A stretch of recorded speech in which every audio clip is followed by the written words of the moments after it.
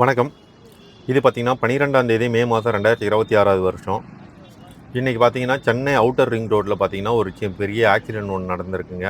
அது என்ன ஆக்சிடென்ட் அப்படின்னு பார்த்தீங்கன்னா, ரோடோட வலதுபுற ஓரமாக ஒரு லாரி டிரைவர் தன்னுடைய லாரியை பார்க் பண்ணிவிட்டு வெயிட் பண்ணியிருந்திருக்காரு, ரெஸ்ட் எடுத்துருந்துருக்காரு.